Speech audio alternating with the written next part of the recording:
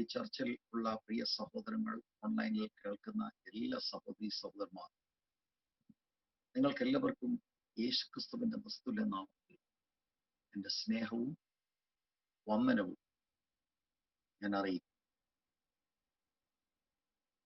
ദൈവവചനത്തിലെ ഒരു ഭാഗത്തിലേക്ക് ഞാൻ നിങ്ങൾ ശ്രദ്ധ തിരിക്കുന്നു. ലൂക്കോസിന്റെ സുവിശേഷം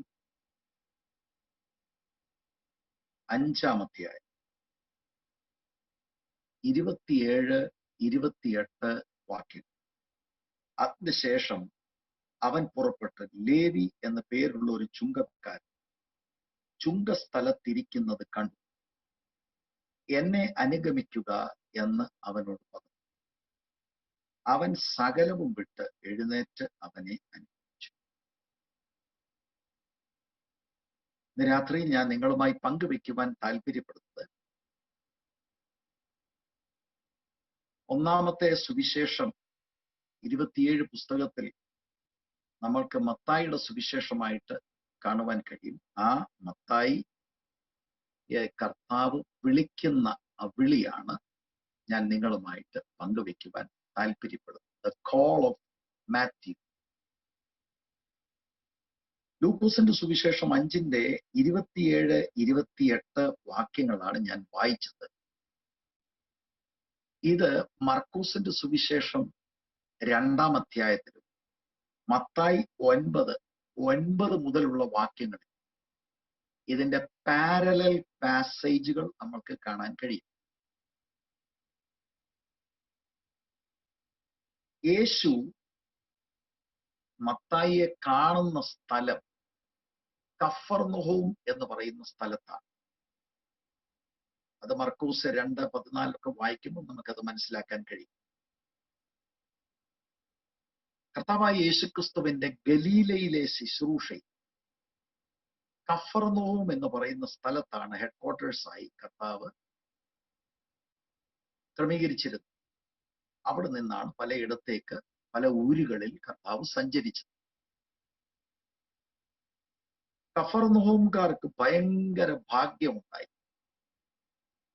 യേശു ചെയ്ത മിക്ക മൈറ്റി മിറക്കിൾസും കഫർനഹൂമിലാണ് ചെയ്തത്.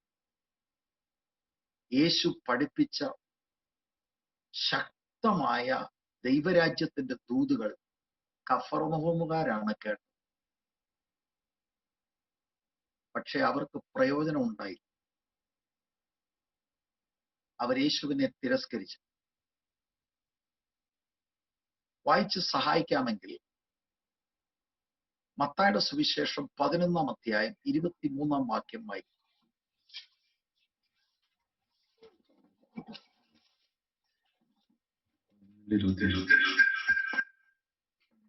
23-ാം വാക്യം.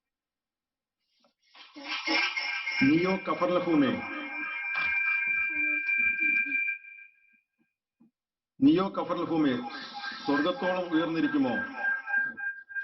നീ പാതാളം വരെ താണു പോകും. നിന്നിൽ നടന്ന വീര്യപ്രവൃത്തികൾ സോദോമിൽ നടന്നിരുന്നുവെങ്കിൽ അത് ഇന്ന് വരെ നിൽക്കുമായിരുന്നു. എന്നാൽ ന്യായവിധി ദിവസത്തിൽ നിന്നേക്കാൾ സോദോമിലുള്ള നാടിന് സഹിക്കാവതാകും എന്ന് ഞാൻ നിങ്ങളോട് പറയുന്നു. Thank you. കഫർനഹൂമിൽ നടന്ന വീര്യപ്രവൃത്തികൾ ഉൽപ്പത്തി പുസ്തകം 19-ാം അധ്യായത്തിൽ രേഖപ്പെടുത്തിയിരിക്കുന്ന സോദോമിൽ നടന്നതായിരുന്നെങ്കിൽ കർത്താവ് പറയുന്ന സോദോം ന്യായവിധി എസ്കേപ്പ് ചെയ്തതിനും കഫർനഹൂമിൽ സോദോമ്യ പാപമൊന്നും ഉള്ളതായിട്ട് രേഖകളില്ല. കഫർനഹൂമുകാർ യേശുവിനെ ഉപദ്രവിച്ചിട്ടില്ല. സ്ഥലം വിട്ടു പോകാൻ പറഞ്ഞൊന്നുമില്ല. കഫർനഹൂമുകാരുടെ നമ്മൾ പഠിച്ചാൽ അവർ ചെയ്ത പാപം അവർക്കൊരു ഇൻഡിഫറന്റ് ആറ്റിറ്റ്യൂഡ്, നിസ്സംഗതയായി. കഫർനഹൂം ഗലീലയിലെ ഏറ്റവും പ്രോസ്പറസ് ആയിട്ടുള്ള ഒരു ടൗണാണ്. സാമ്പത്തികമായിട്ട് ഒക്കെയുള്ള നല്ല നിലവാരമുണ്ടായിരുന്ന സ്ഥലമാണ്. ടൂറിസ്റ്റുകൾ ഇഷ്ടം പോലെ വരുന്ന ഒരു സ്ഥലമാണ്. അപ്പൊ അങ്ങനെ പ്രോസ്പെറസ് ആയിട്ടുള്ള ആളുകൾ അത്ഭുതങ്ങളൊക്കെ നടന്നു, ദൈവവചനമൊക്കെ പറഞ്ഞു. അതൊക്കെ നടക്കട്ടെ. ആ ഒരു നിസ്സംഗ മനോഭാവം, ഇൻഡിഫറന്റ് ആയിരുന്നു. ഇന്നും അത്ഭുതം നടക്കുകയല്ലേ. മൈറ്റി വർക്ക്സ് എന്ന, ഇൻഫാക്ട് ആ മൈറ്റി വർക്ക്സ് നിമിത്തം തന്നെ ആളുകൾ പലയിടങ്ങളിൽ നിന്ന് വന്നു. പക്ഷെ അവർക്ക് വലിയ മാറ്റം ഉണ്ടായി. കർത്താവ് പറയുന്നത്, ഇംഗ്ലീഷിൽ പറയുന്നത്, "വോ അൺടു യു അൺറിപ്പന്റന്റ് സിറ്റി." ഇത് നമുക്ക് ഒരു വാണിംഗ്. ദൈവത്തിന്റെ ദാസന്മാർ ദൈവവചനം പറയുന്നു, വചനമെല്ലാം കേൾക്കുന്നു. ചില ആളുകൾ മാർക്കിടും, ചില ആളുകൾ പറയും ഇന്നലത്തേക്കാട്ടും നല്ലായിരുന്നു. വേറെ ചിലർ പറഞ്ഞ കറക്റ്റ് ദൂത. ഇത് വല്ലതും നമ്മൾ പറഞ്ഞ കറക്റ്റ് ദൂതെന്നോ നല്ല വചനമെല്ലാം നല്ലതല്ലേ. നമ്മള് സൺഡേ സ്കൂളിലെ പോലെ മാർക്കിടാനിരിക്കരുത്, ജഡ്ജിമാരായിട്ടല്ല ഇരിക്കേണ്ടത്. കഫർനഹൂമുകാർക്ക് പറ്റിയ അബദ്ധം ഇന്ന് അനേകർക്ക് പറ്റിക്കൊണ്ടിരിക്കുകയാണ്. എന്നാൽ ഈ കഫർനഹൂമിന്റെ ഇടയ്ക്ക് നിന്ന് ചിലരെ കർത്താവ് രക്ഷിച്ചു. അതിൽ ഒരാളാണ് മാത്യു. മാത്യു ആ നാട്ടുകാരനാണ്, ഈസ് എ ടാക്സ് ഗ്യാദർ. അപ്പോൾ ഞാൻ ആ മാത്യുവിന്റെ വിഷയത്തിലേക്ക് വരുന്നതിന് മുമ്പ്, ഞാനൊരു പാസ്റ്ററാണ്. പാസ്റ്റർമാരുടെ ഈ മെസ്സേജുകളും പാസ്റ്റർമാരുടെ ചിന്തകളും ഈ പാസ്റ്റോറൽ ശുശ്രൂഷ ചെയ്യാത്തവരിൽ നിന്ന് അല്പം വ്യത്യസ്തമായിട്ട് വരും. അപ്പൊ എനിക്കുണ്ടായ അനുഭവത്തിന്റെ വെളിച്ചത്തിൽ ഈ അടുത്ത കാലത്ത് ഞാൻ ചിന്തിച്ച്, ഈ ആളുകൾ എന്താ ഈ ദൈവവചനം അനുസരിക്കാത്ത? അപ്പൊ അതിൽ കർത്താവ് എന്നെ മനസ്സിലാക്കിയ ഒരു കാര്യമാണ് നിസ്സംഗ മനോഭാവം. വേറെ ഒരു വിഷയം പറയാം. രണ്ടാമത്തേത്, യേശുവിനെ സ്വന്തം നാടായ നസ്രയത്തുകാർ തിരസ്കരിച്ചു. അവർക്ക് എന്തായിരുന്നു കുഴപ്പമെന്ന് പറയാം? അവർക്ക് ഫെമിലിയാരിറ്റി ബ്രീഡ്സ് കണ്ടംപ്റ്റ് എന്നാണ് ഇംഗ്ലീഷിൽ, അല്ലേ? അവർക്കങ്ങ് പരിചയം നിമിത്തം അവഹേളനം. എന്താ പരിചയം? ഓ, നമുക്കറിയാൻ യോസഫിന്റെ മോനല്ലേ, 10-30 വർഷം ഇവിടെ നമ്മുടെ ഇവിടെ ആശാരിപ്പണി ചെയ്തോണ്ട്.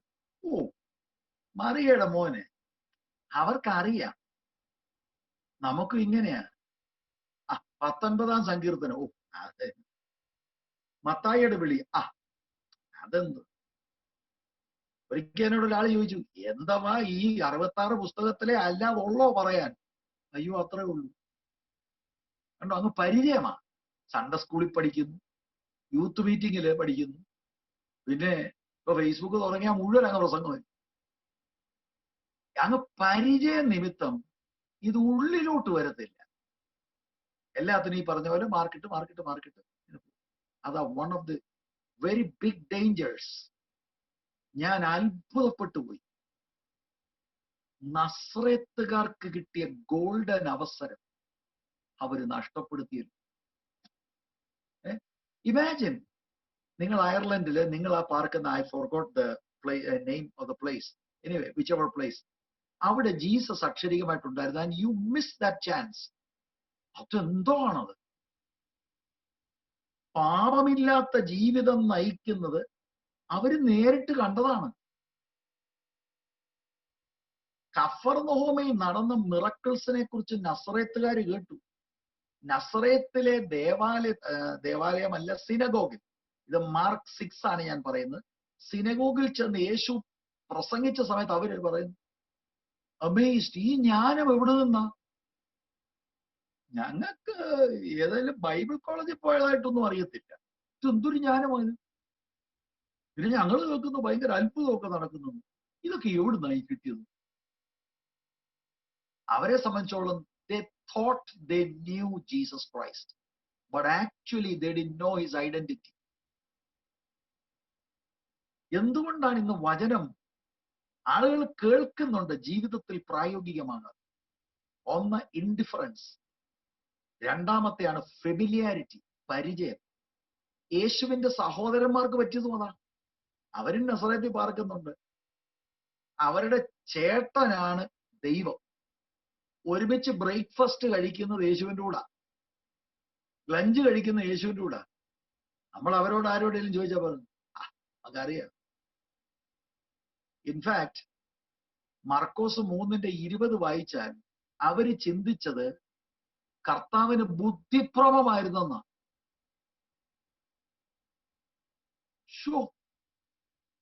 സാക്ഷാൽ വചനമായവൻ വചനം ജഡമെടുത്ത് കൂടെ താമസിച്ചിട്ട് they didn't recognize. നമ്മുടെ വീട്ടില് നമുക്കിപ്പോ പ്രശ്നം ഏത് ട്രാൻസ്ലേഷനാ ഇന്ന് രാത്രി ഒന്ന് എടുക്കേണ്ടതെന്ന്. NIV വേണോ, NASB വേണോ, KJV വേണോ, ഇനി NLT മതിയോ, ഏതാണ് വേണ്ടത്? We are too familiar. We have too many Bibles. We think we know scripture. We think we know Jesus Christ. നോക്കിയ ആ കെണി എത്ര ഭയങ്കരമാണ്. ഇത് ഇന്ന് ഇത് തന്നെയാണ് നടക്കുന്നത്. ഇനി മൂന്നാമത്തെ ഒരു ശാസ്ത്രിമാരും പരീശരും. അവരാരാ? അവരാണ് റെവറൻഡ് ഡോക്ടർ, എല്ലാം അറിയാം. പക്ഷെ യോഗത്തിന് വന്നിരുന്നാൽ കുറ്റം കണ്ടുപിടിക്കും. ഓമ അവിടെ എല്ലായിരുന്നു ഇടേണ്ടത്, ആ സെമിക്കോളൻ അവിടെ അല്ലായിരുന്നു വരേണ്ടത്. അത്ര ഒച്ച വേണ്ടായിരുന്നു. ഇവരാണ് വല്ല ഗുണവും ഉണ്ടായത്. വിമർശനയാത്മാവ്. It doesn't benefit. ഇന്നും സംഭവിച്ചുകൊണ്ടിരിക്കുന്നത് ഇതാണ്. ഓക്കെ, അതുകൊണ്ട് എനിക്ക് പ്രാരംഭത്തിൽ നിങ്ങളോട് പറയാനുള്ളത്, ദൈവത്തിന്റെ വചനത്തോട് നമ്മൾ സമീപിക്കുമ്പോൾ വളരെ ഭയഭക്തിയോടെ ആയിരിക്കണം. വചനം കേൾക്കും തോറും അതനുസരിക്കുന്നില്ലെങ്കിൽ ശിക്ഷാവിധി അധികമാകുകയാണ് എന്ന വസ്തുത നാം മനസ്സിലാക്കും. ഈ സൂമിലൂടെയൊക്കെ ഈ നിലയിൽ ഇന്ന് കർത്താവ് സാഹചര്യങ്ങൾ ഒരുക്കിയത് ദൈവിക വലിയ പദ്ധതിയുടെ ഭാഗമാണെന്നാണ് ഞാൻ മനസ്സിലാക്കുന്നത്. മറ്റേത് ഏതെങ്കിലും വെളിയിൽ ഒരു ദൈവദാസനെ നമുക്ക് ഇൻവൈറ്റ് ചെയ്യണം, ഫ്ലൈറ്റ് ടിക്കറ്റ് കൊടുക്കണം, പിന്നെ ഇദ്ദേഹം വരുന്ന ഇദ്ദേഹം എല്ലാം കൂടെ കെട്ടിപ്പറക്കി, പിന്നെ അവിടോട്ട് പോകണം, പിന്നെ അത് കഴിഞ്ഞ് അങ്ങോട്ട് പോകണം. ഒരു പ്രശ്നവുമില്ല. അതാണ്ട് അയിരൂര് എന്റെ വീട്ടിൽ ഇരുന്ന് നിങ്ങളെ നോക്കിക്കൊണ്ട് സംസാരിക്കുക. ഇത് ദൈവിക പദ്ധതി അല്ലാതെ പിന്നെന്താണ്? ഞാൻ ഇവിടെ അയർലൻഡിൽ പ്രസംഗിക്കുന്നു, എന്റെ മകൻ OPA കൺവെൻഷന് 4 ദിവസം അവൻ പ്രസംഗിക്കുന്നു. ദൈവദാസന്മാരെല്ലാം ലോകത്തിന് സംതിങ് ട്രെമൻഡസ് ഈസ് ഹാപ്പനിങ്. ഇതിനൊന്നും നമ്മള് കണ്ണടച്ച് ഇരിക്കരുത്. ദൈവത്തിന്റെ പദ്ധതികൾ ശീഘ്രമായിട്ട് പോകുന്നു. വചനം അതിശക്തിയോട് നമ്മുടെ ഇടയിലേക്ക് വരുന്നു. From all over the world. Suddenly the world has become so small. വചനം നമ്മളിപ്പോ ഔട്ട്റൈറ്റ് ആയിട്ട് I don't believe the word അങ്ങനത്തെ വാക്കുകളൊന്നും നമ്മൾ പറയുന്നില്ല. പക്ഷെ നമ്മുടെ പെരുമാറ്റം കൊണ്ട് പലപ്പോഴും ഇൻഡിഫറന്റ് ആറ്റിറ്റ്യൂഡും ഫെമിലിയാരിറ്റി നിമിത്തം റിജക്റ്റ് ചെയ്യുക. പിന്നെ അമിത കൃത്രിപ്പ്. ചിലർക്ക് അങ്ങനെ ഒരു സ്വഭാവമുണ്ട്, എല്ലാം അങ്ങ് കൃത്രിപ്പ്. ഇന്ന് രാത്രിയിൽ നമുക്ക് അങ്ങനെയുള്ള സ്വഭാവങ്ങളൊക്കെ മാറ്റിവെക്കും. Let us humble ourselves before God. ഈ വർഷത്തിന്റെ ആരംഭത്തിൽ കർത്താവിന് നമ്മളോട് ഇടപെടാനുള്ളത് കേൾക്കാൻ, അതനുസരിക്കാൻ നമ്മളെ തന്നെ ദൈവകരങ്ങളിൽ നമുക്ക് താഴ്ത്തും. അപ്പൊ ഈ യേശുവിനെ റിജക്റ്റ് ചെയ്ത ഇടങ്ങളിൽ, പ്രത്യേകിച്ച് കഫർനഹൂമിന്റെ കാര്യം, അവിടെ നിന്നും ചില ശിഷ്യന്മാരെ കർത്താവ് വേർതിരിച്ചു. അതിൽ ഒരാളാണ് മാത്യു. അതിന്റെ ശേഷം അവൻ പുറപ്പെട്ട്, അതിന്റെ ശേഷം എന്ന് പറഞ്ഞാൽ മേളിൽ നിങ്ങൾ 17 മുതൽ 26 വരെയുള്ള വചനങ്ങളിൽ ഒരു പാരലറ്റിക് രോഗിക്ക് സൗഖ്യം കൊടുത്തു. അതിന് മുൻപ് കർത്താവ് അവന്റെ പാപം ക്ഷമിച്ചു. അവിടെ തന്നെ വലിയ കോൺട്രവേഴ്സി ഉണ്ടായി. ഞാൻ നിന്റെ പാപത്തെ മോചിക്കുന്നു, ക്ഷമിക്കുന്നു എന്ന് പറഞ്ഞപ്പോൾ ശാസ്ത്രിമാർ ഇത് ദൈവദൂഷണമല്ലേ പറയുന്നു? ദൈവത്തിന് മാത്രമേ പാപങ്ങൾ ക്ഷമിക്കാൻ കഴിയുള്ളൂ. അപ്പൊ അവരുടെ മൈൻഡിൽ കേവലം ഒരു മനുഷ്യനാണ് യേശു എന്നതാണ് അവർ ചിന്തിക്കുന്നത്. അവർ ചിന്തിക്കുന്നത് ദിസ് ഇസ് ബ്ലാസ്ഫീമി. ദൈവത്തിന്റെ സ്ഥാനം എടുത്തുകൊണ്ട് ഇങ്ങനെ പറയുന്നു. ഉടനെ കർത്താവ് ഈ ആളിനെ സൗഖ്യമാക്കിക്കൊണ്ട് അവിടുത്തെ ദൈവത്വം തെളിയിക്കുക. അതെങ്ങനെയാണെന്ന് ഞാൻ സന്ദർഭവശാൽ എന്ന് പറയാം. യഹൂദന്റെ മൈൻഡിൽ ഇരിക്കുന്നത് പാരലറ്റിക് രോഗം പോലെയുള്ള രോഗങ്ങൾ ഉറപ്പായിട്ടും പാപം നിമിത്തമാണ് വരുന്നത്. അതായത് ഇയ്യോബിന്റെ സ്നേഹിതരൊക്കെ പണ്ട് ഇയ്യോബിന് ചുറ്റും വന്നപ്പോ ഇയ്യോബിനോട് പറഞ്ഞു, ഒന്ന് ചിന്തിച്ചു നോക്ക്, എന്തെങ്കിലും ചെയ്തിട്ടുണ്ടോ എന്നൊന്ന് ചിന്തിച്ചു നോക്ക്, അല്ലെ പിന്നെ ഇങ്ങനെയൊക്കെ വരുമോ? ജൂയിഷ് മൈൻഡിൽ, ഇയ്യോബിന്റെ ഞാൻ വേറൊരു എക്സാമ്പിൾ പറയാ, ഈവൻ ജൂയിഷ് മൈൻഡിൽ യോഹന്നാൻ 9 നമ്മൾ കർത്താവിനോട് തന്നെ ചോദിക്കുന്നത്, കർത്താവ് ഇവനാണോ ഇവന്റെ മാതാപിതാക്കളാണോ പാപം ചെയ്തത്? അവരുടെ മൈൻഡിൽ ഇങ്ങനെ ഒരു ചിന്തയാണ്. അപ്പൊ പാരലറ്റിക് ആയിട്ടുള്ള രോഗിയാണെങ്കിൽ ഉറപ്പാണ് ഇവൻ പാപം ചെയ്തുകൊണ്ട്. അപ്പൊ അവന് സൗഖ്യം വരണമെങ്കിൽ ആദ്യം ഇവന് പാപക്ഷമ കിട്ടണം, അല്ലാതെ ഇവനെ സൗഖ്യമാക്കാൻ ഒക്കത്തില്ല. ഇതാണ് ജൂയിഷ് മൈൻഡിൽ ഇരിക്കുന്നത്. അപ്പൊ ജീസസ് പറഞ്ഞു യുവർ സിൻസ് ആർ ഫോർഗിവൺ എന്ന് പറഞ്ഞാൽ അതാർക്കാ പറയാൻ വയ്യാത്ത? എന്താ തെളിവ്? അപ്പൊ അവരുടെ മൈൻഡിൽ ഇരിക്കുന്നത് ഇവൻ സൗഖ്യമാകണമെങ്കിൽ പാപം ക്ഷമിക്കപ്പെടണം. യേശു പാപം ക്ഷമിച്ചെന്ന് പറഞ്ഞേച്ച് അവരുടെ ഉള്ളത്തിൽ അവർ ചിന്തിച്ചു ഇത് ദൈവദൂഷണമാണ്, ഉടനെ കർത്താവ് ഇവനെ സൗഖ്യമാക്കുക. അപ്പൊ അവരുടെ മൈൻഡിൽ ഇരിക്കുന്നത് പോലെ തന്നെയാ അവര് പറഞ്ഞെന്താ, ദൈവത്തിന് മാത്രമേ പാപം ക്ഷമിക്കാൻ കഴിയുള്ളൂ. യേശു ക്ഷമിച്ചേച്ച് അവരുടെ മൈൻഡിൽ ഇരിക്കുന്നത് പാപം നിമിത്തം വന്ന രോഗമാണെങ്കിൽ ആദ്യം പാപക്ഷമയാ വേണ്ടത്. യേശു പാപം ക്ഷമിച്ച് അവനെ സൗഖ്യമാക്കുന്നു, proving that Jesus is God. എനിക്ക് അത്ഭുതമായി. എന്നിട്ട് യോമാര് മാനസാന്തരപ്പെട്ടില്ല. ഒറ്റ ആൾക്ക് അവിടെ പാപക്ഷമ കിട്ടിയുള്ളൂ, ഈ പാരലൈസ്ഡ് ആയിട്ടുള്ള. അവനെ കൊണ്ടുവന്ന 4 പേർക്ക് പോലും പാപക്ഷമ കിട്ടിയില്ല. വിമർശിച്ച ശാസ്ത്രിമാർക്ക് പാപക്ഷമ കിട്ടിയില്ല. അപ്പൊ ഈ സംഭവം ഇതൊരു പക്ഷെ മാത്യു കേട്ട് കാണും. കഫർനോമിൽ നടക്കുന്ന ഈ അത്ഭുതങ്ങളെ കുറിച്ചെല്ലാം ആളുകൾക്കറിയാം. കാരണം കഫർനോമിന് പുറത്തുനിന്ന് പോലും ആളുകൾ വരുന്നുണ്ട്. മൈറ്റി ആയിട്ടുള്ള മിറക്കിൾസ് ഒക്കെ കർത്താവിൻ്റെത് മിക്കതും നടന്നത് കഫർനോമിലാണ്. അപ്പൊ മാത്യു എന്ന് പറയുന്ന ചുങ്കക്കാരൻ ഇതൊക്കെ ശ്രദ്ധിച്ചിട്ടുണ്ടാവും. അപ്പൊ അതിന്റെ ശേഷം എന്ന് പറയുമ്പോൾ ഈ പർട്ടിക്കുലർ ആയിട്ടുള്ള സംഭവം കഴിഞ്ഞു. ലേവി എന്ന് പേരുള്ള ഒരു ചുങ്കക്കാരൻ ചുങ്കസ്ഥലത്ത് ഇരിക്കുന്നത് കണ്ടു. ലേവി എന്നാണ് ലൂക്കോസ് എഴുതുന്നത്. എന്നാ മത്തായി 9:9 സ്വന്തമായിട്ട് ഈ കാര്യം മത്തായി പറയുമ്പോൾ തന്റെ പേര് തന്നെ, യേശു അവിടെ നിന്ന് പോകുമ്പോൾ മത്തായി എന്ന പേരുള്ള ഒരു മനുഷ്യൻ ചുങ്കസ്ഥലത്തിരിക്കുന്നത് കണ്ടു. ഉണ്ടോ? In other words, Levi is Mathew. Okay, ആ 2 പേരുകളും നമുക്ക് കാണാൻ കഴിയും. യേശു ഈ സംഭവം കഴിഞ്ഞിട്ട് കടന്നു പോകുമ്പോൾ ചുങ്കക്കാരൻ ചുങ്കസ്ഥലത്തിരിക്കുന്നത് കാണുക, ലേവി എന്ന പേരുള്ളത്. അവിടെ അല്പസമയം നിങ്ങൾ ഒന്ന് ചിന്തിക്കുക, എന്താ അങ്ങനെ പറയാൻ കാരണം? ചുങ്കക്കാരൻ ചുങ്കസ്ഥലത്തിരിക്കും. ചുങ്കക്കാരൻ എന്ന് പറഞ്ഞാൽ ടാക്സ് കളക്ടർ. ടാക്സ് കളക്ട് ചെയ്യുന്നത് പാപമാണ്. അതിൽ തന്നെ അതൊരു പാപമൊന്നുമില്ല, ഗവൺമെന്റിന് ടാക്സ് കൊടുക്കുക. പക്ഷേ ആ കാലഘട്ടത്തിലെ ഈ ടാക്സ് പിരിക്കുന്നവരിൽ അതൊരു പാപത്തിനുള്ള ഒരു വലിയ വഴിയായിരുന്നു. അതിന്റെ കാരണം അന്ന് യഹൂദന്മാരെ ഭരിച്ചുകൊണ്ടിരുന്നത് റോമൻ സാമ്രാജ്യമാണ്.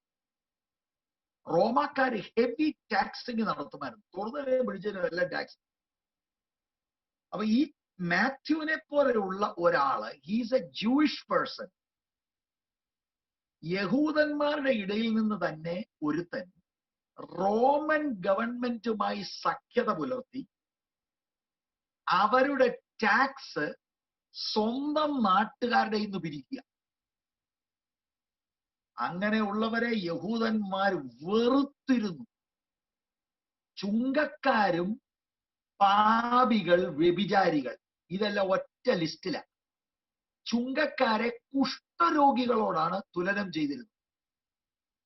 ചുങ്കക്കാരെ സിനഗോഗിൽ കയറ്റത്തില്ല. കോടതിയിൽ എവിടെയെങ്കിലും ചെന്ന് സാക്ഷ്യം പറയണമെങ്കിൽ അവരുടെ സാക്ഷ്യം വാലിഡ് അല്ല. കാരണം കള്ളന്മാർ, ഇവന്മാർ പറയുന്ന മുഴുവൻ കള്ളം. ഇവന്മാർക്കൊരു ഇച്ചിരി ഗുണ്ടായിസം ഉണ്ട്. കാരണം ഗവൺമെന്റ് വെച്ചിരിക്കുന്ന പെർസെന്റേജ് ഓഫ് ടാക്സ് എത്ര ആണെന്നുള്ളത് സാധാ നാട്ടുകാരന് അറിയത്തില്ല. ഇതിന് വാട്സപ്പും ഫേസ്ബുക്കും ഒന്നുമില്ല. 10% 5% എന്ന് പറഞ്ഞു കഴിഞ്ഞാൽ യുവമാരി എന്ന് 15, 20, 25 എടാന്ന് പറയും. എടുത്തില്ലേൽ കൂടെ നിൽക്കുന്ന കിങ്കരന്മാരുണ്ട് കൈകാര്യം ചെയ്യാൻ. അങ്ങനത്തെ ജീവിത ശൈലി പുലർത്തിയവരാണ്. അപ്പൊ ഈ മത്തായിച്ചനെ പോലുള്ള പുള്ളികളെന്ന് പറഞ്ഞാൽ, മത്തായിച്ച യോഗത്തിനൊന്നും പോകാനൊക്കത്തില്ല കേട്ടോ, നിങ്ങൾ ടാക്സ് കളക്ടറാ. എടാ യോഗത്തിന് പോയില്ലേലും എന്നെ എനിക്ക് കാശുണ്ടാക്കാൻ പറ്റും കണ്ടോ. അപ്പം അത്രമാത്രം പണക്കൊതിയന്മാരാ ഇവര്.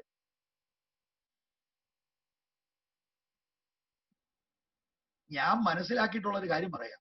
ചുങ്കക്കാരുടെ മക്കളെ അല്ലെ ചുങ്കക്കാർക്ക് ആരുടെയും മക്കളെ കെട്ടിച്ചു കൊടുക്കുകയാണെങ്കിൽ അവരുടെ ഇടയിൽ പറഞ്ഞുകൊണ്ടിരുന്നത് മൃഗത്തിനിട്ട് കൊടുക്കുക.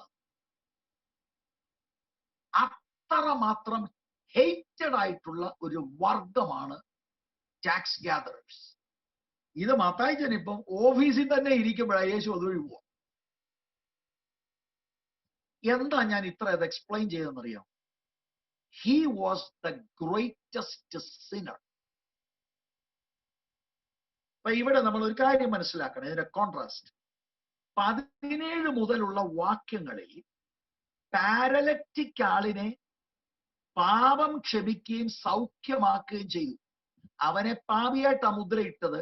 And Jesus had compassion, forgave his sins and healed him.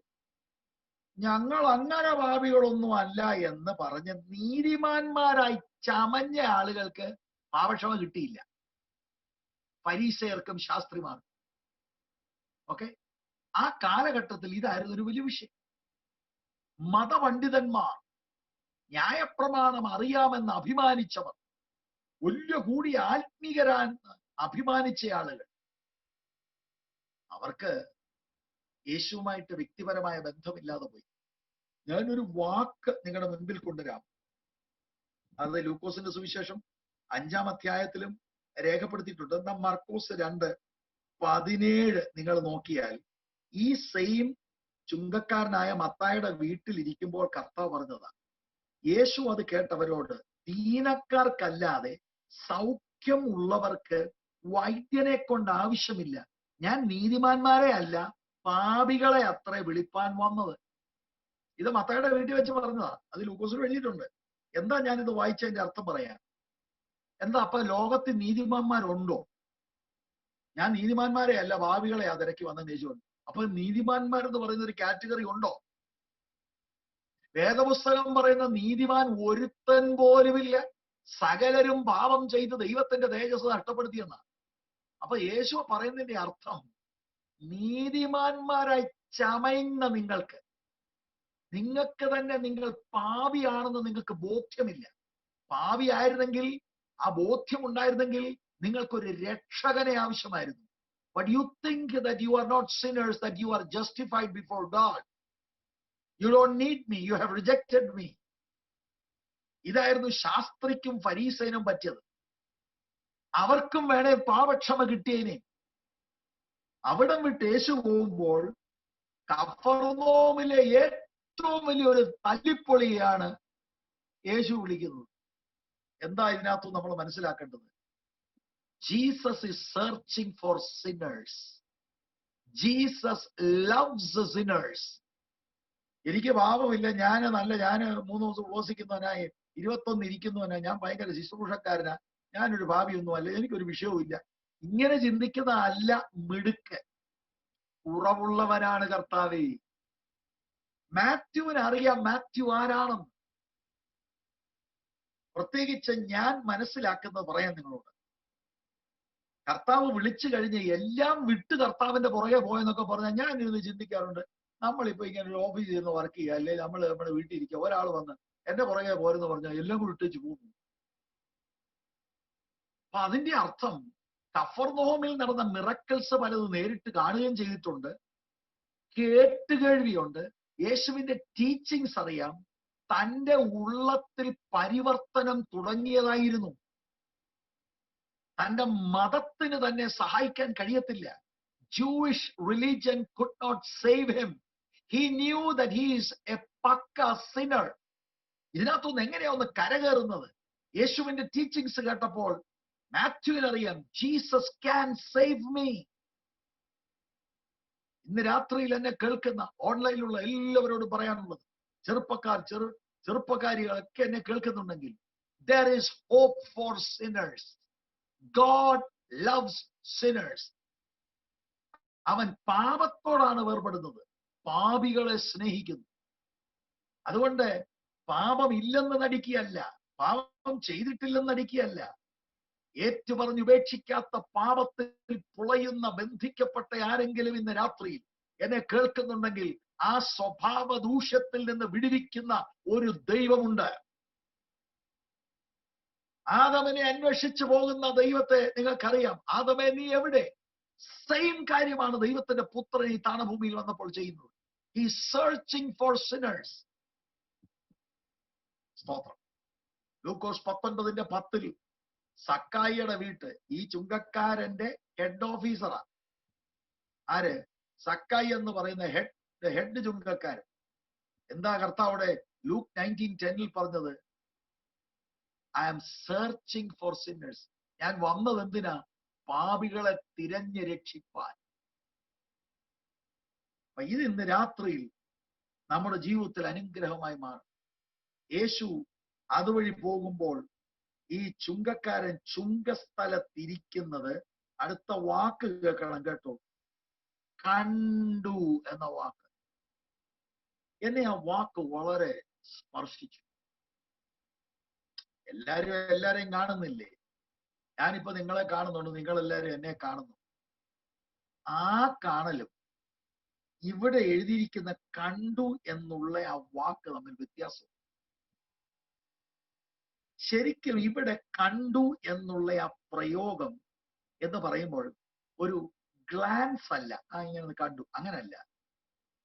അടുത്ത് ചെന്ന് സമയമെടുത്ത് ഹി ഗേസ്ഡ് ഇന്റന്റ്ലി എന്നർത്ഥം വരുന്ന വാക്കാണ്. സകല ഹൃദയ രഹസ്യങ്ങളെയും അറിയാവുന്നവനാണ് കർത്താവ് എന്നത് ബൈബിൾ തെളിവാണ്. പ്രത്യേകിച്ച് ഇതിന്റെ തൊട്ടു മുൻപുള്ള ആ പാരലറ്റിക് രോഗിയെ അവന്റെ പാപത്തെ ക്ഷമിച്ചെന്ന് പറഞ്ഞപ്പോൾ ശാസ്ത്രിമാരുടെ ഉള്ളത്തിലാണ് ചിന്തിച്ചത്. ഇവൻ ദൈവദൂഷണം പറയാന്ന് അവർ വാഗൊണ്ട് പറഞ്ഞില്ല. ആ ഹൃദയത്തിലെ ചിന്തകൾ മനസ്സിലാക്കി കർത്താവ് അവരോട് ചോദിക്കുകയാണ്, നിങ്ങളെന്താ ഇങ്ങനെ ചിന്തിച്ചത്? ആ കർത്താവ് ഈ മഹാഭാവിയായ മനുഷ്യന്റെ അടുത്ത് വന്ന് അവനെ തുറിച്ച് അല്പസമയം നോക്കിക്കൊണ്ടിരുന്നു. സ്കാൻ ചെയ്യാണെന്ന് വേണേ പറഞ്ഞു. അവന്റെ ഹൃദയത്തിനകത്തൂടെ പാഞ്ഞു പോകുന്ന ചിന്തകൾ, അവൻ ഈ പാപ സ്വഭാവത്തിൽ നിന്ന് മാറണമെന്നുള്ള അവന്റെ ആഗ്രഹങ്ങൾ, ഇതെല്ലാം കർത്താവിന് വളരെ നന്നായി അറിയാം. അവൻ കണ്ടു. Intent contemplative guys. ഇതാണ് നമ്മളിവിടെ കാണുന്നത്. ഒരു ലോങ് സെർച്ചിങ് ഗെയ്സ്. വളരെ ഇന്റന്റ് ആയിട്ട് കർത്താവ് സൂക്ഷ്മമായിട്ട് അവനെ ഇങ്ങനെ നോക്കിക്കൊണ്ടിരിക്കുക. ഇന്ന് രാത്രിയിൽ നമ്മളുടെ അസൽ ഉള്ളങ്ങളെ അറിയാവുന്ന ഒരു ദൈവത്തിന്റെ മുൻപിലാണ് നമ്മൾ ഇരിക്കുന്നത്. He knows every thought that is going through our heart, even the intent of the thought. പലപ്പോഴും നമ്മൾ ഒരു പ്രവൃത്തി ചെയ്താൽ നമ്മുടെ പ്രവൃത്തിയെ കാണത്തുള്ളൂ, അല്ലേ? പക്ഷെ ജീസസിന് അതിന്റെ motifs, the motive behind the action, അതുപോലും കർത്താവിന് അറിയാം. Because he is God. എന്നിട്ട് യേശു ചെയ്ത ഒരു വിളിക്കുന്നതാണ് ഞാൻ പ്രധാനമായിട്ട് ഇന്ന് രാത്രിയിലെ മെയിൻ മെസ്സേജ്. ഇതുവരെ I was trying to build you up to this point. എന്താണ് പറയുന്നത്? എന്നെ അനുഗമിക്കുക എന്ന് അവനോട് പറഞ്ഞു. This is the call. യേശു എല്ലാവരെയും വിളിക്കുന്ന ഇതിനാണ്. നിങ്ങൾ രക്ഷിക്കപ്പെട്ടിട്ടുണ്ടോ? നിങ്ങളുടെ മേലുള്ള വിളി അനുഗമിക്കുക. ഇംഗ്ലീഷിൽ ഫോളോ മീ. പുതിയ നിയമത്തിൽ 20-ൽ പരം പ്രാവശ്യം അനുഗമിക്കുക എന്ന വാക്ക് രേഖപ്പെടുത്തിയിട്ടുണ്ട്. ഇന്ന് രാത്രിയിൽ ദയവായി നിങ്ങൾ ഇത് ശ്രദ്ധിക്കണമെന്നുള്ളത് ഞാൻ അപേക്ഷിക്കുകയാണ്. What is the meaning of this? നമ്മളെല്ലാം അങ്ങനെയാണോ വിളിച്ചത്? നിങ്ങൾ യേശു വിളിച്ചതെല്ലാം നോക്കൂ. വേറെ എവിടുത്തെ യേശു പറയുന്നുണ്ട്, എന്നെ അനുഗമിക്കാൻ ഞാൻ നിങ്ങളെ മനുഷ്യരെ പിടിക്കുന്നവരാണ്. അനുഗമിക്കുക, അനുഗമിക്കുക, അനുഗമിക്കുക. സ്ഥിരം കർത്താവ് ആളുകളെ വിളിക്കുന്ന ഇതിനാണ്. At the beginning of his ministry, he called people to follow him. Yohannan 8:12. During his ministry, he called people to follow him. Yohannan 12:26. Towards the end of his ministry, he was still calling people to follow him. അനുഗമിക്കുക, അനുഗമിക്കുക. എന്താണ് ഈ പദപ്രയോഗത്തിന്റെ അർത്ഥം? ഞാന് new living translation എന്ന് പറഞ്ഞൊരു simple translation, പാരഫ്രൈസ്ഡ് translation ഞാൻ വായിക്കാം. Follow, അത് paraphrase ചെയ്തിരിക്കുക. Follow me and be my disciple. That is the exact meaning. സുവിശേഷത്താൽ കർത്താവ് നമ്മളെ എല്ലാം വിളിക്കുന്നത് കേവലം വിശ്വാസിയായിരിക്കാനല്ല, ഒരു ശിഷ്യനായിരിക്കാനാണ്. ഇന്ന് ആളുകൾ ഇപ്പം രക്ഷിക്കപ്പെട്ടോ എന്ന് തന്നെ പറയാൻ ബുദ്ധിമുട്ടാ. എങ്ങനെയാ രക്ഷിക്കപ്പെടുന്നത്? കൈവൊക്കിയാ മതി, കൈവൊക്കിയാ രക്ഷിക്കപ്പെടുക. How deceived the people are. കൈവൊക്കിയാ രക്ഷിക്കപ്പെടും. വേറെ കുറെ പേര് വന്ന് ടിക്കിട്ടാ മതി. ഞങ്ങൾ വിസിറ്റ് ചെയ്യണോ? ടിക്കിടുക. രക്ഷിക്കപ്പെട്ടോ? ടിക്കിടുക.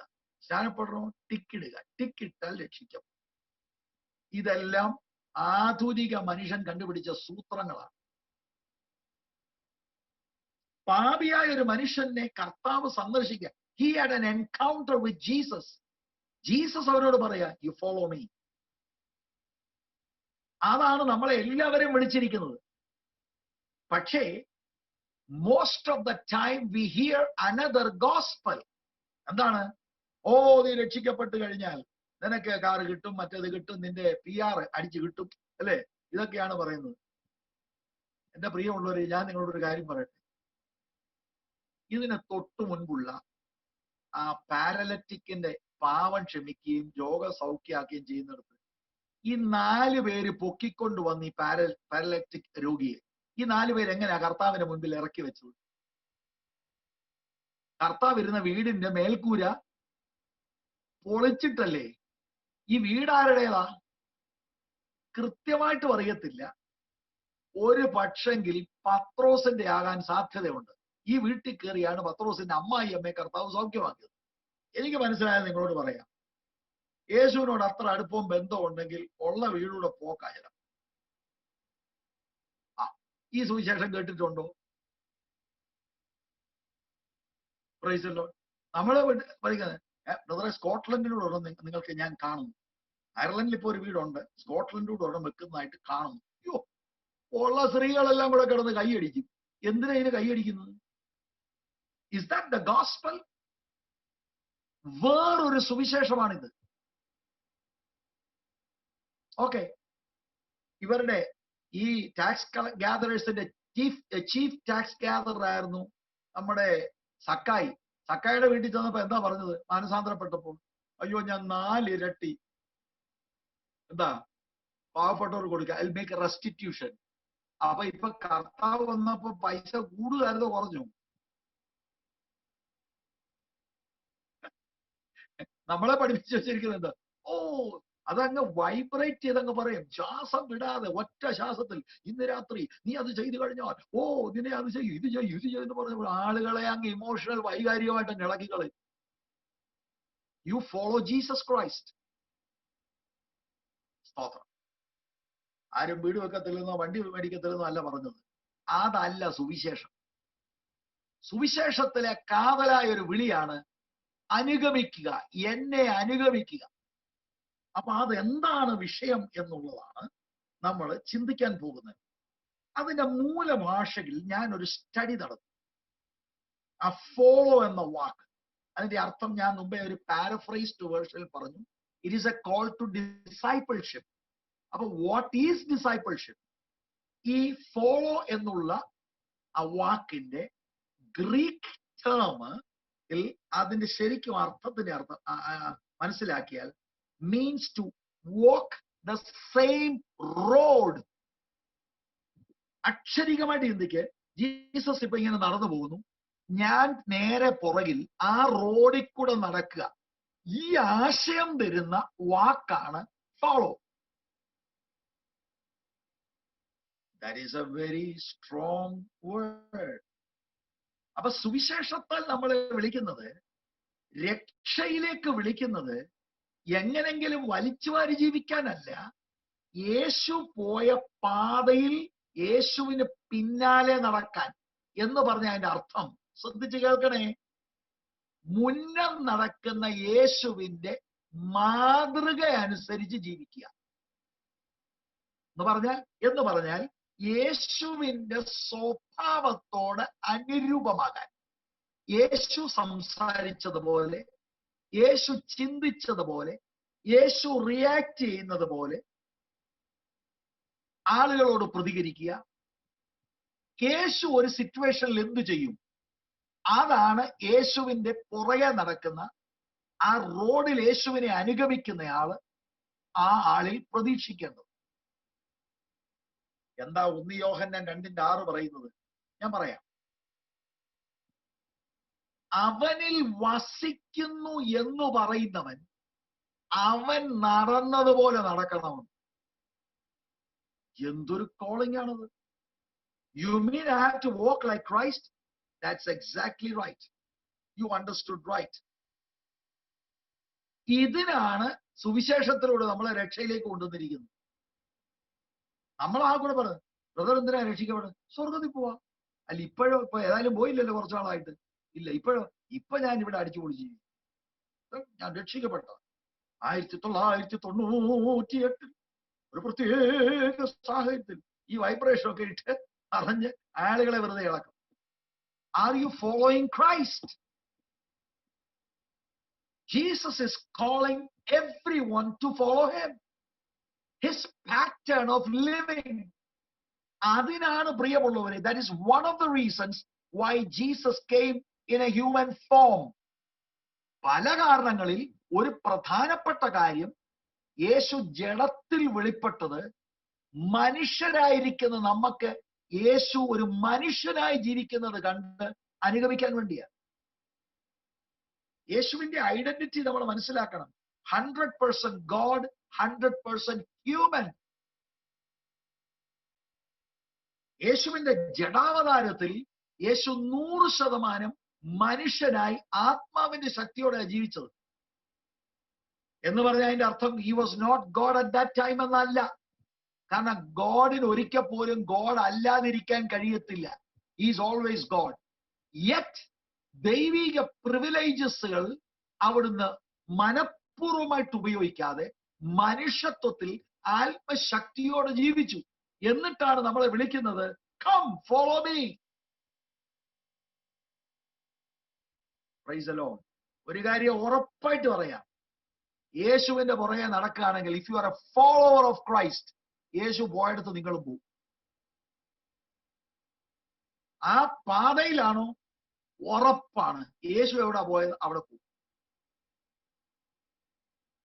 Price the Lord.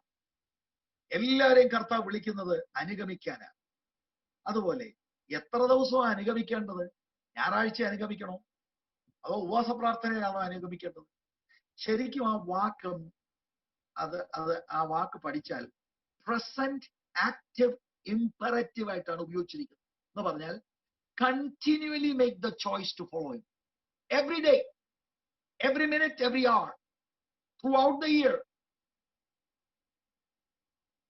Follow Jesus Christ. ഓഫീസിലും following Christ. ഓഫീസിലുള്ള ടെൻഷൻ moments, പ്രസന്റ് moments വരുമ്പോൾ how will Jesus react? ആ പ്രത്യേക കാര്യത്തോടെ യേശു എങ്ങനെയാണ് ജോലി ചെയ്യുന്നത്? യേശു ജോലി ചെയ്തിട്ടുണ്ടോ? നിങ്ങളുടെ ജീവിതത്തിലെ ഏത് വിഷയം എടുക്ക്, Jesus has gone through that. 30ഓളം വർഷം യേശു കാർപ്പന്ററി വർക്ക് ചെയ്ത് കാണുമെന്നാ എന്റെ ചിന്ത. പണിയിൽ വരുന്ന സ്ട്രെസ് യേശുവിനറിയാം.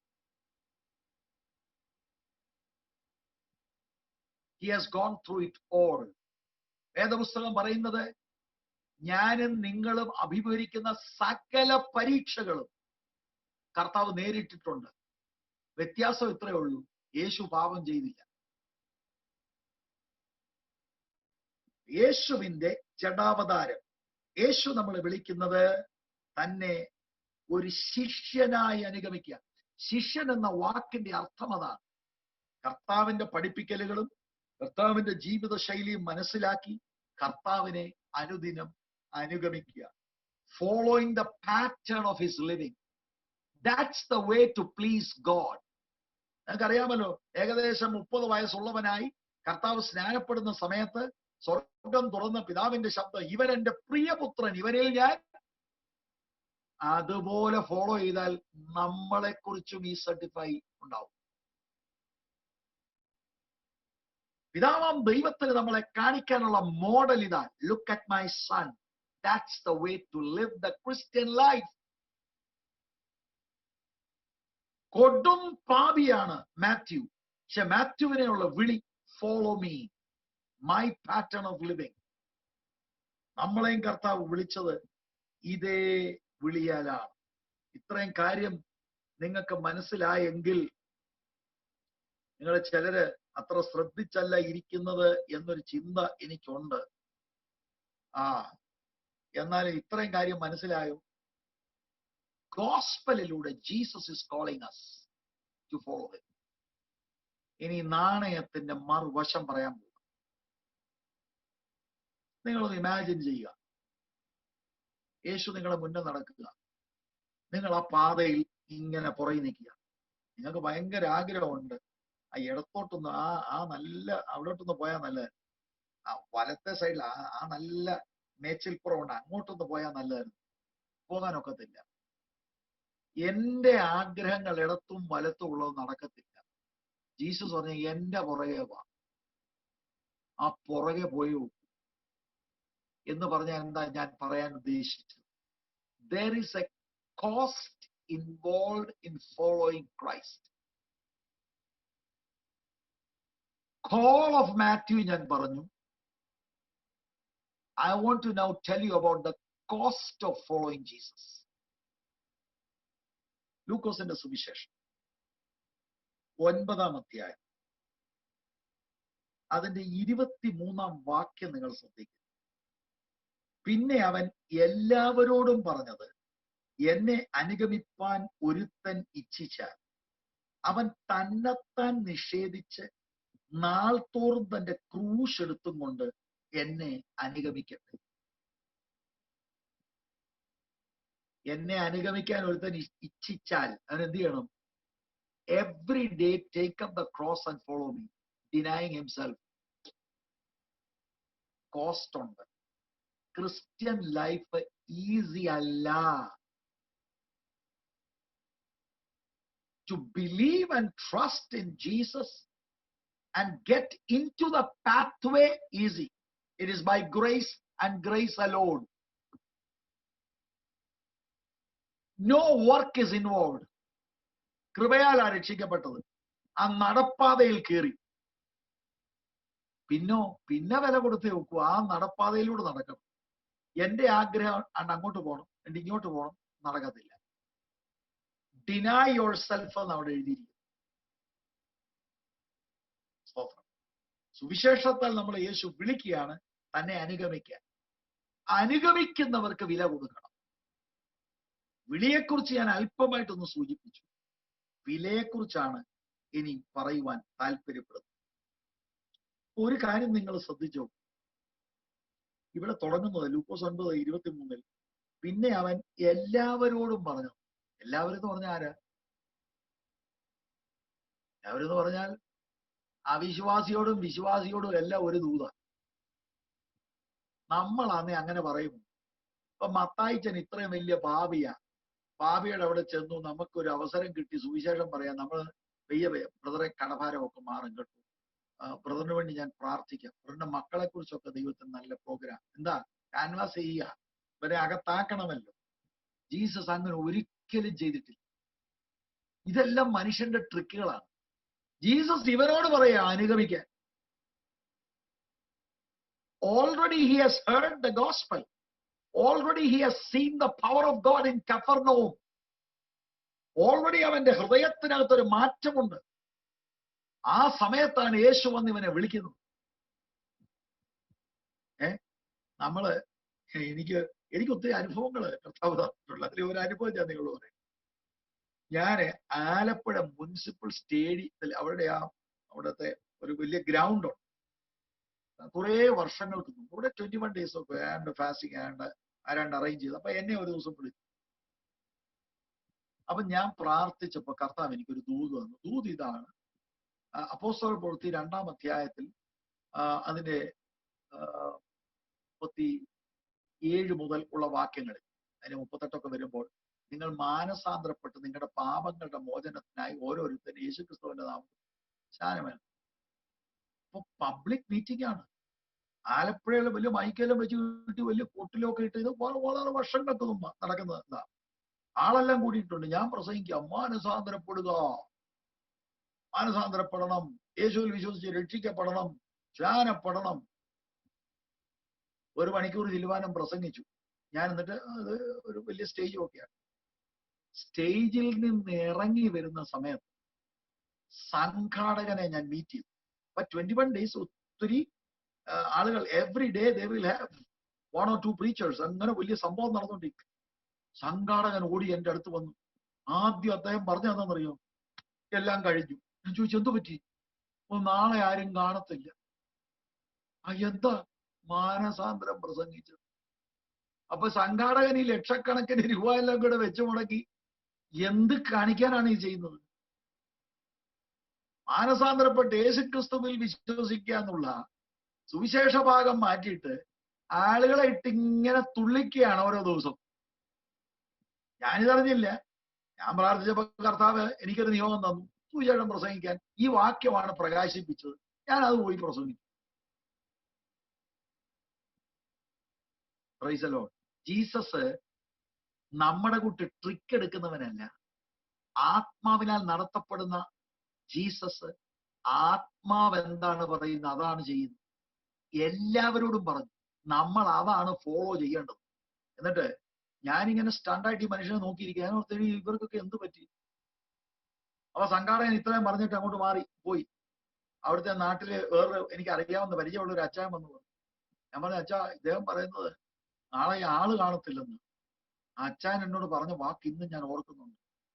എന്റെ പാസ്റ്ററെ, ഈ ലക്ഷക്കണക്കിന് രൂപ ഞങ്ങൾ ഈ വെച്ച് കെട്ടി കൊട്ടില് വിട്ടത് ഇതാരെങ്കിലും ഇവിടെ വന്നൊന്ന് പറയണമെന്നും കണ്ട് പ്രാർത്ഥനയില്ല. ഇത്രയും ദിവസം ഇവിടെ കിടന്ന് എന്നാ ഈ നമ്മളങ്ങ് ഭയങ്കര ഇവരുണ്ടല്ലോ, എന്തുവാ, കീബോർഡും എല്ലാം ഇവിടെ ആടിച്ച് മിന്നിക്കുകയല്ലേ. സുവിശേഷം പറയത്തില്ല. എന്തേലും ഭൗതി അങ്ങോട്ട് ഇട്ട് കൊടുത്താൽ മതി, എല്ലാവരും കൂടെ കിടന്ന് കൈയടിച്ചു പോകും.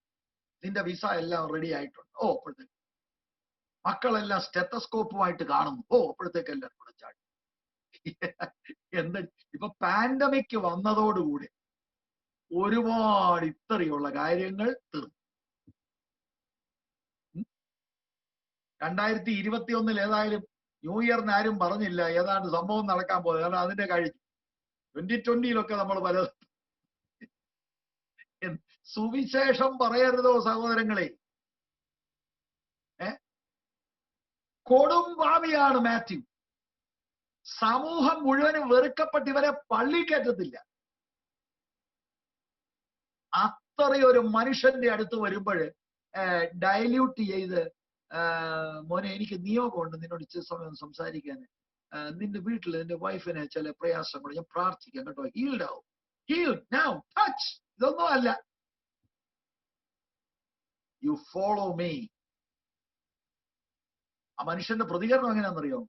He left everything and followed. Matthew, what are you doing?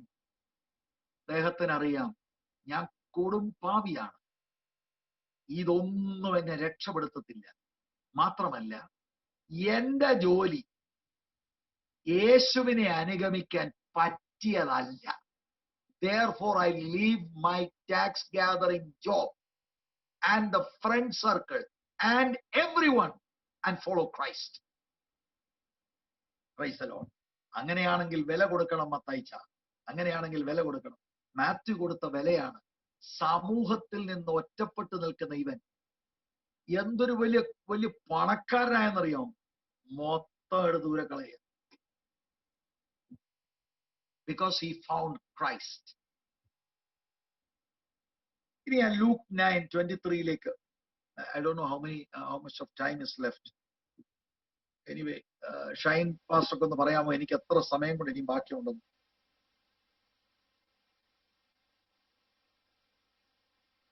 അതോ സമയം കഴിഞ്ഞോ? കേൾക്കത്തില്ല. അൺമ്യൂട്ട് ചെയ്യാം. 15 minutes. 15 minutes. ഓക്കെ, 15 minutes കൊണ്ട് ഞാൻ ചെയ്യാം. ഈ ലൂക്ക് 9:23 ആണ് ഇനി ആ കോസ്റ്റ് പറയാൻ പോവുക. പിന്നെ അവൻ എല്ലാവരോടും, ഞാൻ ആ വാക്ക ഒന്ന് ഹൈലൈറ്റ് ചെയ്തത്, വിശ്വാസിയോടും അവിശ്വാസിയോടും പറഞ്ഞത്, എന്നെ അനുഗമിപ്പാൻ ഒരുത്തൻ ഇച്ഛിച്ചാൽ എന്ന് പറഞ്ഞാൽ എന്റെ ശിഷ്യനായിരിക്കാൻ ഒരാൾക്ക് ആഗ്രഹമുണ്ടെങ്കിൽ അവൻ തന്നെത്താൻ നിഷേധിച്ച് നാൾതോറും തന്റെ ക്രൂശ് എടുത്തും കൊണ്ട് എന്നെ അനുഗമിക്കട്ടെ. അനുഗമിക്കാനുള്ള വഴി അതാണ്. തന്നെത്താൻ നിഷേധിച്ച് ക്രൂശ് എടുത്ത് അനുഗമിക്കുക. ഇനി എല്ലാവരും എന്നെ ഒന്ന് നോക്കി. ഈ ക്രൂശ് എടുത്ത് അനുഗമിക്കുക എന്ന് പറഞ്ഞ അർത്ഥം എന്താ? What is your understanding? കേട്ടിട്ടുണ്ടോ സംഭവം? ചിലര് മാലയുടെ അറ്റത്ത് ക്രൂശ് വെക്കും, അല്ലെ? ക്രൂശ് എടുത്ത് അനുഗമിക്കുക എന്ന് പറഞ്ഞാൽ അതിന്റെ biblically what is your understanding? Unmute ചെയ്ത് ആർക്കെങ്കിലും പറയാം. കർത്താവിനോടൊപ്പം കഷ്ടത അനുഭവിക്കുക, അവന്റെ കഷ്ടത്തിൽ പങ്കുചേരുക, കർത്താവിന്റെ കൂടെ കർത്താവിന്റെ കഷ്ടത, ആ ക്രൂശിന്റെ കഷ്ടത നമ്മുടെ ജീവിതത്തിൽ അനുഭവിക്കുക. എനിക്ക് പറയുന്ന സഹോദരനെ കാണത്തില്ല എങ്കിലും അഭിനന്ദിക്കുന്നു. പറഞ്ഞ ആള് ആ ധൈര്യം കാട്ടി നിങ്ങൾ പറഞ്ഞല്ലോ, I appreciate you. Is it Subin? Sabin. Thank you, dear brother. Thank you. Appreciate you. വേറെ ആർക്കെങ്കിലും what is the meaning of cross?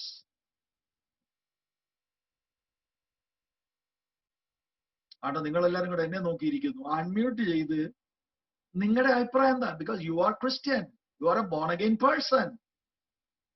What is your അന്ന് ഇവിടെ എഴുതിയിരിക്കുന്ന അനുഗമിക്കണമെങ്കിൽ ഈ വില കൊടുക്കണം.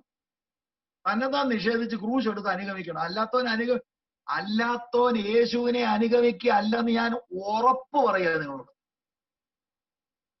അപ്പൊ നിങ്ങൾ പറയുന്നത് ശരിയാ, കാരണം വചനത്തിൽ അങ്ങനെ ആണെങ്കിൽ അതിന്റെ അർത്ഥം എന്താ? ഇതുവരെയുള്ള നിങ്ങളുടെ അണ്ടർസ്റ്റാൻഡിങ്ങിൽ ക്രൂശ് എടുത്തുകൊണ്ട് അനുഗമിക്കുക എന്ന് പറഞ്ഞാൽ വാട്ട് ഈസ് യുവർ അണ്ടർസ്റ്റാൻഡിങ്? ഒരു പ്രിയ സഹോദരൻ പറഞ്ഞു, ഞാൻ അദ്ദേഹത്തോട് ഭാഗികമായിട്ട് യോജിക്കുന്നു. കഷ്ടതയെ കാണിക്കുന്ന ക്രൂശ്, റൈറ്റ്? വേറെ അഭിപ്രായം വല്ലതും ഉണ്ടോ?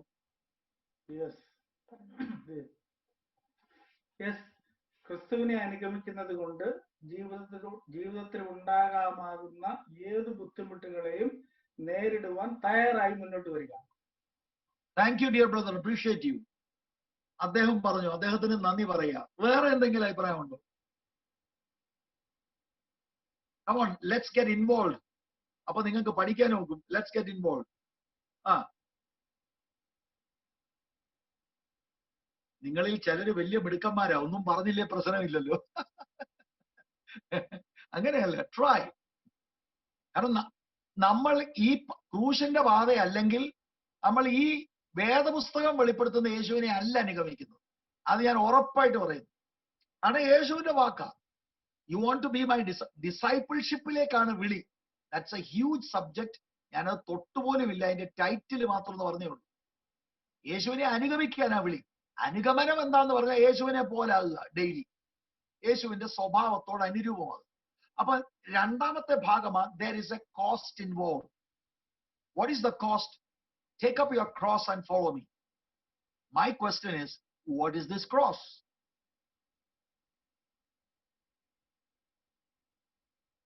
അൺമ്യൂട്ട് ചെയ്തങ്ങ് പറഞ്ഞു.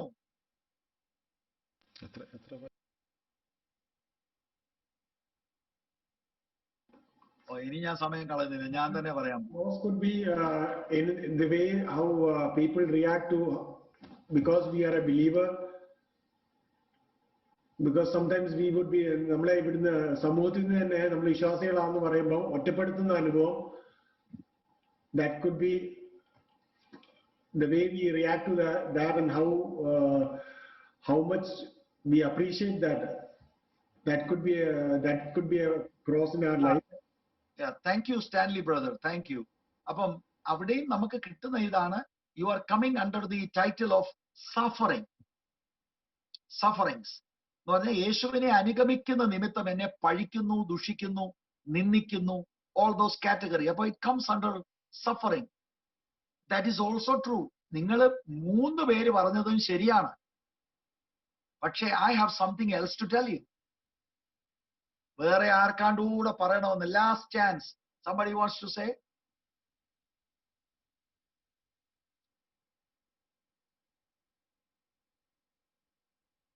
Okay. See, Jesus, when he is using the word cross, Jesus in the audience, annathe Jewish people, what is their understanding about the cross? ഞാൻ ചരിത്രത്തിൽ നിന്ന് മനസ്സിലാക്കിയ നിങ്ങളോട് പറയാം. ജീസസിന്റെ 30-33 വർഷത്തെ ഐഹിക ജീവിതത്തിൽ there were more than 30,000 crucifixions. കാരണം റോമാക്കാര് കൊടുത്ത ക്യാപിറ്റൽ പണിഷ്മെന്റ് ആണ് ക്രിമിനൽസിനെ 3 ആണികളുടെ മേൽ ക്രൂശ തൂക്കുക. എക്സ്ക്രൂഷിയേറ്റിംഗ് പെയിൻ അനുഭവിച്ച് മെല്ലെ മെല്ലെ മെല്ലെ അവർ മരിക്കും. കാരണം ഈ ക്രൂശ് മരണം കാണുമ്പോൾ വേറെ ഒറ്റയാൾ പോലും ഗവൺമെന്റിനെതിരെ നിൽക്കത്തില്ല. കാരണം അവന്റെ അവസാനം ഇങ്ങനെ ആവും എന്നുള്ളത് അവന് it was a sort of warning. ക്രൂശിക്കപ്പെടുന്ന ആള് ഈ ക്രൂശിക്കപ്പെടുന്ന ഇൻസ്ട്രുമെന്റ് എടുത്തുകൊണ്ട് പാലസ്റ്റൈന്റെ റോഡിലൂടെ നടക്കുമ്പോൾ 2 വശത്തും ആളുകൾ നിന്ന് നിന്ദിക്കുകയും തുപ്പുകയും പരിഹസിക്കുകയും ഒക്കെ ചെയ്യും. യെസ്, കഷ്ടതയുണ്ട്. പക്ഷെ അവരുടെ മൈൻഡിൽ ഒരു ചിന്തയുണ്ട് ആ സമയത്ത്. ഈ ക്രൂശ് എടുത്തുകൊണ്ട് നടക്കുന്ന criminal, he is not going to return. He is going to die on this instrument. അപ്പൊ യേശുവിന്റെ ഒറിജിനൽ ഓഡിയൻസിന്റെ ഉള്ളത്തിൽ ക്രോസ് എന്ന് പറയുമ്പോൾ ഇറ്റ് സ്പീക്സ് അബൌട്ട് ഡെത്ത്. അങ്ങനെയാണെങ്കിൽ what is Jesus calling us to do? സുവിശേഷത്താൽ യേശു വിളിക്കുന്നത് മരിക്കാൻ വിളിക്കുകയാണ്. Have you heard this gospel? I am telling you, വേറൊരു സുവിശേഷം പറഞ്ഞു പറഞ്ഞു പറഞ്ഞ് കറപ്റ്റഡായി ഈ മരണം എന്ത് മരണമാണെന്നുള്ളത് ഞാൻ എക്സ്പ്ലെയിൻ ചെയ്യാം in the short time I have. യേശു വിളിക്കുക, എന്റെ പുറകെ വാ. മൈ പോയിന്റ് ഇസ്, ആ പുറകെ പോകുമ്പോൾ there is cost involved. അതെന്താണ്? തന്നെത്താൻ നിഷേധിച്ച് ക്രൂശ് എടുക്കണം. എന്താണ് ക്രൂശ്? He is calling us to die. എനിക്ക് തോന്നുന്നു ഡീട്രിച്ച് ബോൺഹോഫർ അദ്ദേഹമാണ് പറഞ്ഞത്, Jesus is calling everyone to die. നമ്മളിപ്പം മാലയുടെ അറ്റത്തൊരു ക്രൂശാ അല്ലേ? വാസ്തവത്തിൽ ആ കാലഘട്ടത്തിൽ ആരെങ്കിലും ഇങ്ങനെ ഒരു ക്രൂശ് ഇട്ടായിരുന്നുണ്ടല്ലോ, ആളുകൾ ചിരിച്ചിരിച്ച് ചത്തുപോയിന്. എന്താണെന്നറിയാമോ? അന്നത്തെ ക്യാപിറ്റൽ പണിഷ്മെന്റിന്റെ ഇൻസ്ട്രുമെന്റ് ആണ്. ഇന്ന് ഇലക്ട്രിക് ചെയർ കഴുത്തെ കെട്ടി തൂക്കിയിടുന്ന പോലെ. ഇന്ന് ഗാലോസ് കഴുത്തെ നമ്മളാരെങ്കിലും ഇലക്ട്രിക് ചെയർ അല്ലെ ലിഥൽ ഇഞ്ചക്ഷന്റെ സിറിഞ്ച് ഇട്ടുകൊണ്ട് നടക്കുമോ? നമ്മൾ ഓർക്കേണ്ട something is wrong with this guy. ഇതുപോലെയാ ക്രൂശിന്റെ സൈൻ അന്ന് ആ കാലഘട്ടത്തിൽ ആരെങ്കിലും ഇട്ടുകൊണ്ട് നടക്കാന്ന് പറഞ്ഞാൽ the people will just laugh at them. That was an instrument of giving punishment. Jesus വിളിക്കുന്നത് മരിക്കാനാണ്. പക്ഷെ ആ മരണം എന്ത് മരണമാണ്? Look at that verse again. Luke 9:23. ആരെങ്കിലും ഇനി ഒന്ന് വായിച്ചാട്ട്. ഒരു വാക്ക്,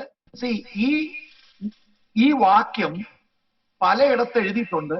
അതിൽ ലൂക്ക് മാത്രം ഒരു വാക്ക് പ്രത്യേകിച്ച് എഴുതിയിട്ടുണ്ട്. ഇനി വായിക്കാം. പിന്നെ അവൻ എല്ലാവരോടും പറഞ്ഞത്, എന്നെ അനുഗമിക്കുവാൻ ഒരുത്തൻ ഇച്ഛിച്ചാൽ അവൻ തന്നെത്താൻ ത്യജിച്ച് നാൾതോറും തന്റെ ക്രൂശ് എടുത്തുകൊണ്ട് എന്നെ അനുഗമിക്കട്ടെ. ആരെങ്കിലും തന്റെ ജീവനെ മതി നാൾത്തോറും ക്രൂശ് എടുക്കണമെന്ന്. നാൾത്തോറും എന്ന് പറഞ്ഞാൽ die daily. How can I die daily? നമ്മളെല്ലാരും മരിക്കും. എല്ലാ ദിവസവും മരിക്കാൻ ഒക്കുമോ?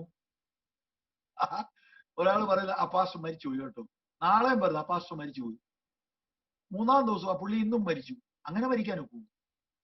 അപ്പൊ ഇമ്മീഡിയറ്റ്ലി എനിക്ക് മനസ്സിലായി, this is not talking about physical death. Physical death ആണെങ്കിൽ ഒരാൾക്ക് ഒരിക്കൽ മരിക്കുകയും പിന്നെ ന്യായവിധി, അല്ലേ? ഒരു മരണമേ ഉള്ളൂ. ഇത് ഫിസിക്കൽ അല്ല ഡെത്ത്. ബട്ട് ഈ ഡെത്തിലൂടെ പോകുമ്പോൾ ഫിസിക്കൽ ഡെത്ത് ഉണ്ടാകാം. Let me explain. ആ വാക്യത്തിൽ ഇങ്ങനെയാണ്, പിന്നെ അവൻ എല്ലാവരോടും പറഞ്ഞത്, എന്നെ അനുഗമിക്കാൻ ഒരുത്തൻ ഇച്ഛിച്ചാൽ അവൻ തന്നെത്താൻ നിഷേധിച്ച് നാൾ തോറും തന്റെ ക്രൂശ് എടുക്കുക. ഈ തന്നെത്താൻ നിഷേധിക്കുന്നതാണ് ശരിക്കും ഡെത്ത്. Let me explain. ആ അനാലജി ഞാൻ പറഞ്ഞത് ശ്രദ്ധിക്കുക.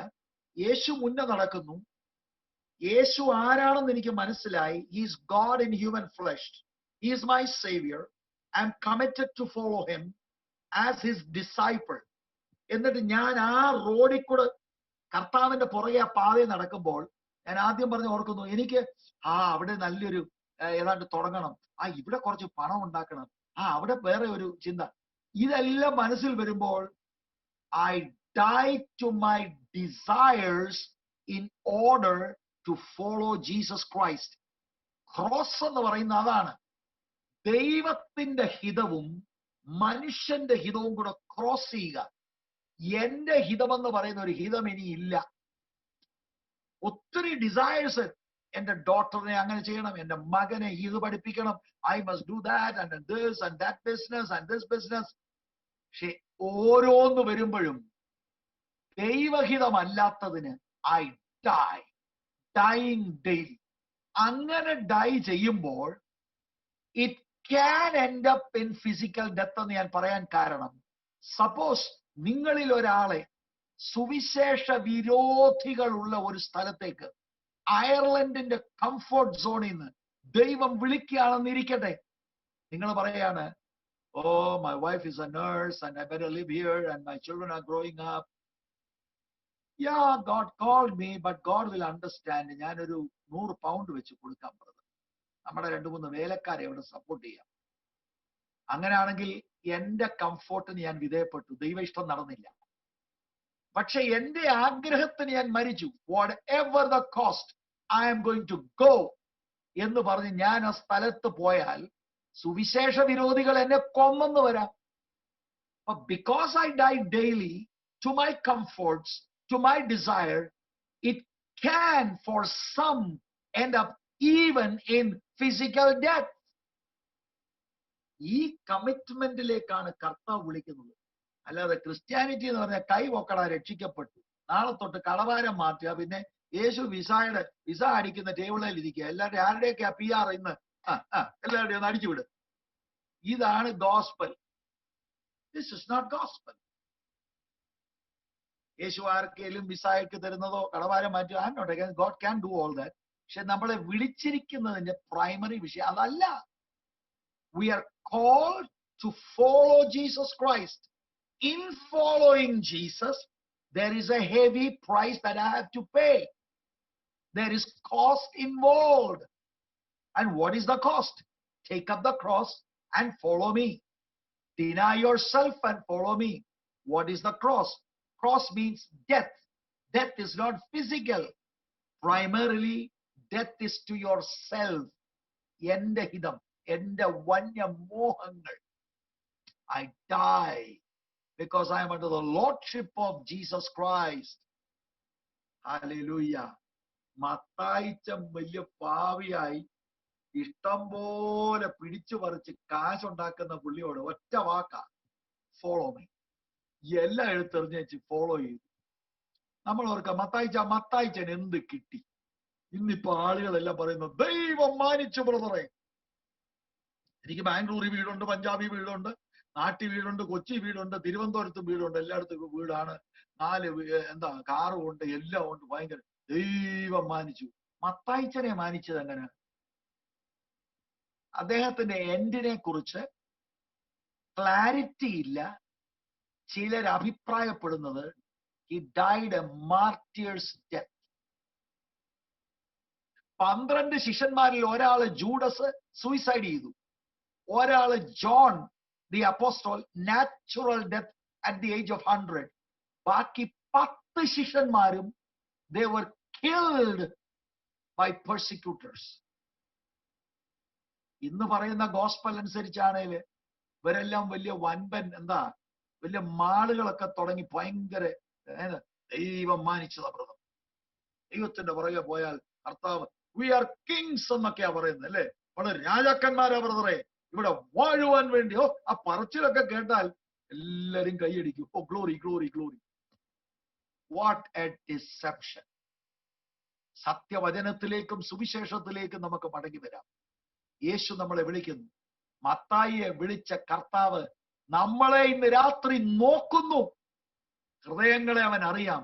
സത്യത്തിന് നമുക്ക് വലയിറക്കാം, സത്യത്തിന്റെ പുറകെ നടക്കാം, യേശുവിന്റെ പിന്നാലെ നടക്കാം.